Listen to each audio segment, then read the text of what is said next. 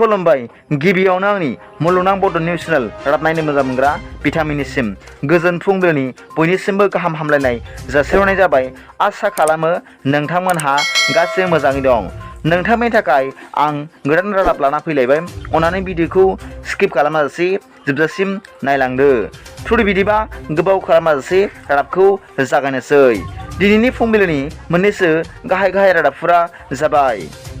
सेथियाव दं मैया तामुलपुर जिल्लायाव दैबाना नायदिंनाय समाव आसामनि गिबि मन्त्रि मानगोनां डक्टर हिमन्त बिश्व शर्मा बिथाङा स्कुटि सालायनानै बेरायदों होनना खौरां मोननाय जादों।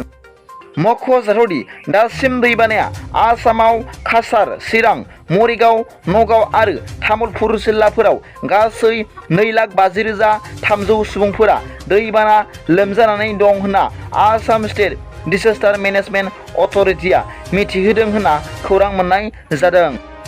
नैथियाव दं आसामनि बरखासि मुंनि सासे सिख्लाखौ थांनाय 8 मे खालि हमनानै जेलाव सोदोंमोन होनना खौरां मोन्दों।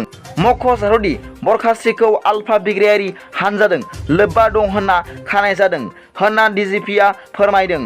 ससियेल मिडियायाव भाइरेल जानाय बरखासिखौ बिग्रायारि खन्थाइ लिरनायनि फिननायनि थाखाय पुलिसआ हमदों होननानै फिननाय हिसाबै बिथां डिजिपिआ बुंदों दि बरखासिखौ खन्थाइ लिरनायनि थाखाय हमनाय जायाखै, आलफायाव थांनो नागिरदों होनना खबर मोननायावसो हमनाय जादों होनना बिथाङा फोरमायदों। लोगोसे बिथाङा बुंबावदों दि खन्थाइ लिरनायाव जेबो बादा गैया, मोजां खन्थाइ लिरना सोरजि आरो गावबो खन्थाइ लिरो होनना बिथाङा खौरांगिरिफोरनि सिगाङाव फोरमायदों। मख'नो गोनांदि बरखासिया साइन्स स्ट्रिमनि फरायसा। बिथाङा BA सेकेन्ड सेमिस्टाराव फरायबाय थानाय सासे फरायसा आरो बिथाङा HSLC आनजादनि रिजाल्टआव मोनबा आयदायाव लेटार मोनबोदों होनना खौरां मोन्दों। रादाबाव फोरमायनाय बादिब्ला गोबां आफादफोरा बिथां बरखासिखौ जेलनिफ्राय उदां खालामनांगौ दाबिजों धरना होगासिनो दं होनना रादाबनिफ्राय मिथिनो मोन्दों।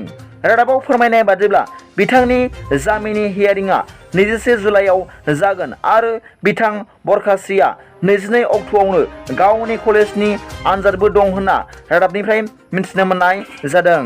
थामथियाव दं आसामनि तिनसुकिया जिल्लायाव अमानि बेरामा एबा आफ्रिकान सुइन फेभार बेरामा बारानिफ्राय बारा गोसारनायखौ नोजोर होनानै अमा बेदर फाननायखौ बन्द' खालामबाय होनना खौरां मोननाय जादों।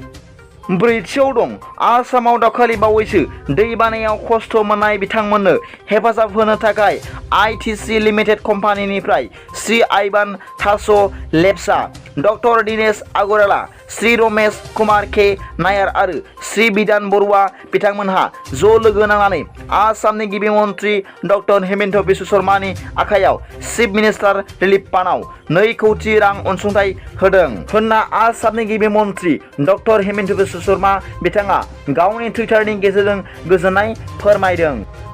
आरोबाव बेजों लोगोसे दैबानायाव खस्थ' मोननाय सुबुंफोरनो हेफाजाब होनो थाखाय Guru Nanak senior secondary school secretary Shri Bhupender Pal Singh बिथाङा आसामनि चिफ मिनिस्टार रिलिफ फान्डआव 11 लाख राङारि अनसुंथाइ गथायदों होनना मन्त्रि बिथाङा गावनि टुइटारनि गेजेरजों फोरमायना होदों। थ' फुंबिलिनि मोननैसो रादाबा दा बेखिनिल'मोन। सोरबाफोर आंनि चेनेलखौ दासिमबो साबस्क्राइब खालामाखैबा अन्नानै साबस्क्राइब खालाम आरो बेल आइकनावबो थुनानै हो, जाहाथे आं गोदान रादाब फोसावबाय थायोब्ला नोंथांनियाव सिगांग्रो नटिफिकेसन सौहैयो।